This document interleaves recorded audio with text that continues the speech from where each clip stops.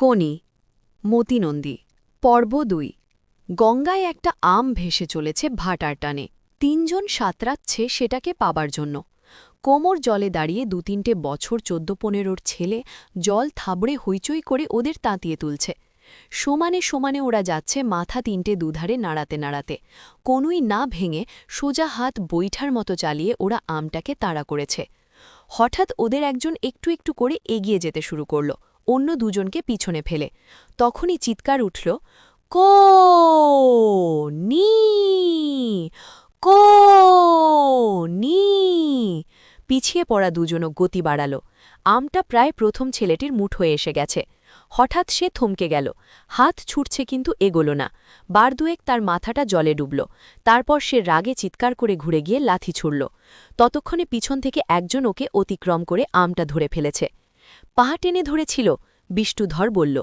লোকটি হেসে চশমাটা খুলে ঝোলায় রাখল ঘাটের বাইরের দিকে সেখানে কয়েকজন উড়িয়া ব্রাহ্মণদের একজনের কাছে ঝোলাটা রেখে এসে লোকটি অতি সাবধানে সিঁড়ি দিয়ে নামতে লাগল চশমা ছাড়া মনে হচ্ছে লোকটি যেন অন্ধ জলের কিনারে কাদার ওপর তখন মারামারি হচ্ছে একজনের সঙ্গে দুজনের কাদা ছিটকচ্ছে লোকেরা বিরক্ত হয়ে গজগজ করতে করতে সরে গেল ২-৩টে ছেলে ওদের চারপাশে ঘুরে ঘুরে উৎসাহ দিয়ে যাচ্ছে ঠিক হ্যাঁ চালা আরও জোরে পা থেকে মাথার চুল কাদায় লেপা কঞ্চির মতো সরু শরীরটা তার লম্বা হাত দুটো এলোপাথারি ডাইনে বায়ে ঘোরাচ্ছে অন্য দুজন সেই বিপজ্জনক বৃত্তের বাইরে কুজো হয়ে তাক খুঁজছে ফাইট কোনি ফাইট চালিয়ে যা বক্সিং দুজনের একজন পিছন থেকে ঝাঁপিয়ে পড়ল ওর ওপর পড়ে গেল দুজনেই এই ভাদু চুল টানবি না কোনির তাহলে কিন্তু আমরা আর চুপ করে থাকব না কোনির পিঠের ওপর বসা ভাদু চুল ছেড়ে দিয়ে দু হাতে কোনির মাথা ধরে কাদায় মুখটা ঘষে দেওয়ার চেষ্টা করতে লাগল কোনি পা ছড়ল কোমরে চার দিয়ে উঠবার চেষ্টা করল তারপর ঝটকা দিয়ে ভাদুর ডান হাতটা মুখের কাছে টেনে নিয়ে এসে কামড়ে ধরল দুটো আঙুল চিৎকার করে ভাদু লাফিয়ে উঠল সঙ্গে সঙ্গে কোনি উঠে দাঁড়িয়ে ভাদুর ওপর ঝাঁপিয়ে পড়ল খুবলে নেব তোর চোখ বার কর আম আমাকে চোবানো পুঁতে রাখব তোকে এই গঙ্গা মাটিতে হয় আম দিবি নয় চোখ নেব দু হাতের 10টা আঙুল ঈগলের নখের মতো বেঁকিয়ে চিত হয়ে পড়া ভাদুর চোখের সামনে কোনি এগিয়ে আনতেই দুটি ছেলে ওকে ঠেলে সরিয়ে আনল ছেড়ে দে চণ্ডু হাত ছাড় কান্তি শোধ নিয়ে ছাড়ব আমাকে চোবানো কোনির ঠোঁটের কোণে ফেনা সামনের দাঁত বেরিয়ে রয়েছে হিংস্রভাবে হিলহিলে লম্বা দেহটা সামনে পিছনে দুলছে কেউটের ফনার মতো এই ভাদু ও আম কোনির বার করে দে নয়তো সত্যিই চোখ তুলে নেবে কিন্তু ভাদু ডান হাতটা চোখের সামনে ধরে দেখছিল শিউরে উঠে বলল রক্ত বেরোচ্ছে দাঁত গসিয়ে গত্ত করে দিয়েছে কোনির হাত ছেড়ে দিয়ে কান্তি এগিয়ে এসে ভাদুর প্যান্টের পকেটে হাত ঢোকাল কয়েকটা কাঁচা আম বার করে বড়টি বেছে নিয়ে কোনির দিকে ছুড়ে দিল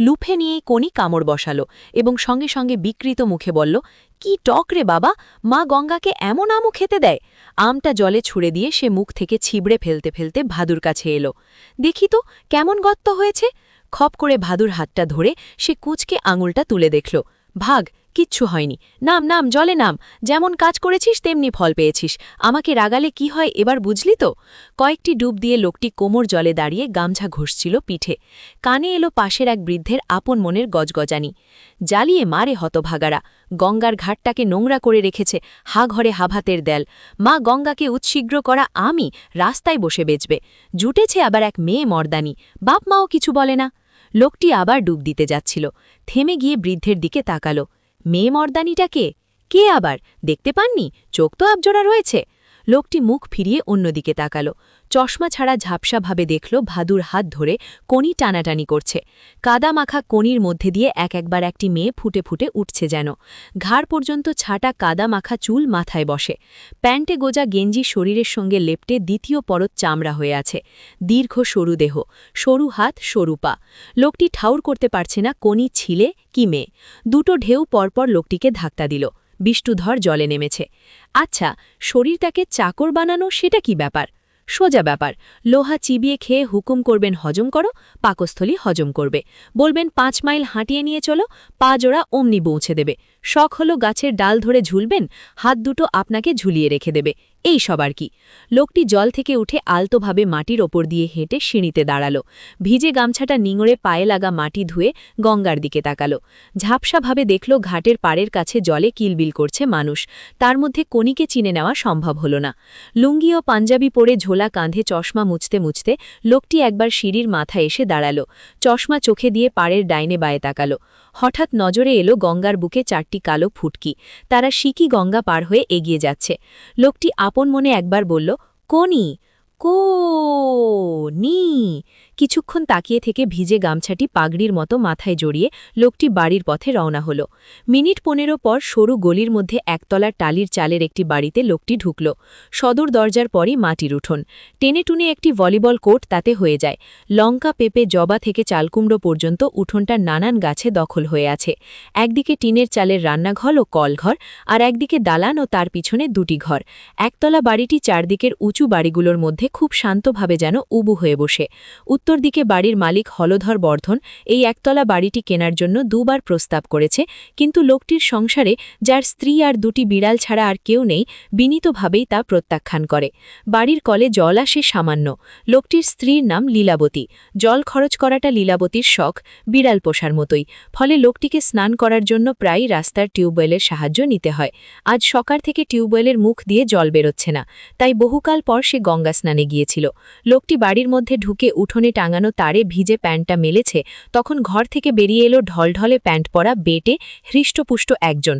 ক্ষিতেশ, তোমার জন্য অনেকক্ষণ বসে আছি আর বাড়ি পাহারা দিচ্ছি। দোকান থেকে কে বৌদিকে ডাকতে এসেছিল আসছি বলে, সেই যে গেছে। ভ্যালো, চটপট একটু চা বানা দেখি, বৌদি যদি এসে পড়ে।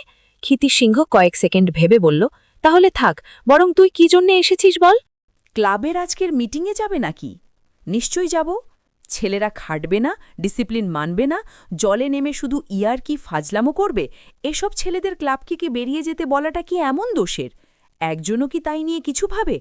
আর ক্ষিতীশ সিংহ কি বলল, অমনি তাই নিয়ে কাউন্সিলের মিটিং ডাকা হলো। সেজন্য তো নয়, আসলে হরিচরণদা আর তার গ্রুপটির রাগ আছে তোমার উপর। ওরাই শ্যামল আর গোবিন্দকে উস্কে তোমার এগেনস্টে চার্জ জানিয়েছে।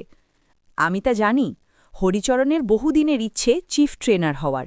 আমি বলেও ছিলুম গত বছর। আমি বলেছিলুম, হরি, একটা চ্যাম্পিয়ন শুধু খাওয়া দাওয়া আর ট্রেনিং দিয়েই তৈরি করা যায় না রে, তার মন মেজাজ বুঝে তাকে চালাতে হয়। ট্রেনারকে মনস্তাত্ত্বিক হতে হবে, তার মানে কমন সেন্স প্রয়োগ করতে হবে। গুরুকে শ্রদ্ধেয় হতে হবে শিষ্যের কাছে। কথা, কাজ, উদাহরণ দিয়ে মনের মধ্যে আকাঙ্ক্ষা, বাসনা জাগিয়ে তুলতে হবে। তাকে মোটিভেট করতে হবে। এসব তোর দ্বারা সম্ভব নয়। তুই শুধু চেঁচামেচি গালাগালি করেই খাটাতে চাস। চিফ ট্রেনার হওয়া তোর কম্য নয়। খিদ্দা, তোমার এই লেকচার দেবার বদভ্যেসটা ছাড়ো। এক কথায় যেখানে কাজ হয় তুমি সেখানে 10 কথা বলো। হরিচরণদাকে অত কথা বলার কি দরকার ছিল? যাকগে, আজ তুমি মিটিংয়ে যেও না। ওরা ঠিক করছে তোমাকে অপমান করবে। করবে। এই বলে ক্ষিতীশ তার পায়ে মাথা ঘষায় ব্যস্ত বিশুকে কোলে তুলে গলা চুলকে দিতে লাগল। চোখ বুজে বিশু ঘর ঘর শুরু করল। তাহলে যাবেই? নেমে যাওয়া প্যান্ট আর কণ্ঠস্বর হ্যাচকা দিয়ে টেনে তুলে ভেলো বলল। ক্ষিতীশ ঘরের দিকে যেতে যেতে অস্ফুটে বলল, তখনই বাড়িতে ঢুকল লীলাবতী সিংহ। অতি ছোট্টখাট্ট, গৌরবর্ণা এবং গম্ভীর, পায়ে চটি, হাতে ছাতা। দুজনের দিকে তাকিয়ে অবশেষে ভেলোকে বলল, বেলা অনেক হয়েছে, 4টি ভাত খেয়ে যেও। ভেলোর হঠাৎ যেন কাণ্ডজ্ঞান ফিরে এলো। ঘড়ি দেখে ব্যস্ত হয়ে বলল, না না বৌদি, বড্ড দেরি হয়ে গেল, বাড়িতে ভাত নিয়ে বসে আছে, আমি এখন যাই। খিদ্দা, তোমার কিন্তু না গেলেই ভালো। আমি যাই। ভেলো চলে যেতেই লীলাবতী প্রশ্ন করল ক্ষিতীশকে, না গেলেই ভালো মানে? আজ ক্লাবের একটা মিটিং আছে। ও বলছে সেখানে আমাকে নাকি কেউ কেউ অপমান করবে, যাতে ক্লাব ছেড়ে বেরিয়ে যাই। তাহলে তো ভালোই হয়। ক্লাব ক্লাব করে তো কোনোদিন ব্যবসা দেখে না। আমি মেয়ে মানুষ, আমাকেই কিনা দোকান দেখতে হয়। নেহাত ছেলেপুলে নেই তাই। যদি ক্লাব তোমায় তাড়ায় তাহলে আমি বেঁচে যাই। লীলাবতী রান্নাঘরে ঢুকল। ক্ষিতীশ বিষণ্ণ চোখে দালানে বসে বিশুর মাথায় অনমনে হাত বোলাতে লাগল। এই সময় খুশি ঘর থেকে বেরিয়ে এলো। ডন দিয়ে হাই তুলে ধীরে ধীরে সে চামড়ের মতো কালো লেজটি উঁচিয়ে রান্নাঘরের দিকে গেল, ক্ষিতীশের দিকে একবার আর চোখে। কই এসো? রান্নাঘর থেকে ডাক এলো।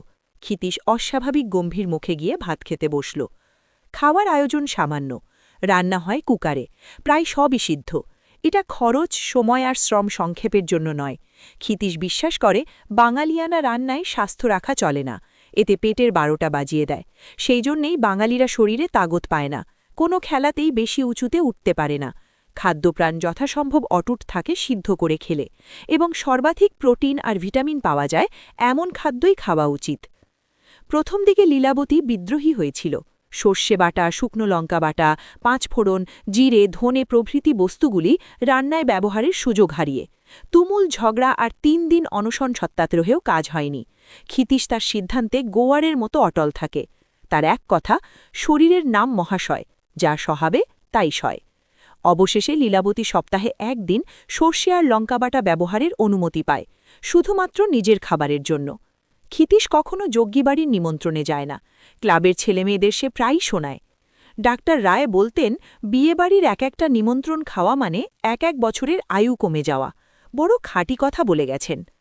ক্ষিতীশ কথা না বলে খাওয়া শেষ করল। ও যে রাগ করেছে লীলাবতী বুঝতে পেরেছে।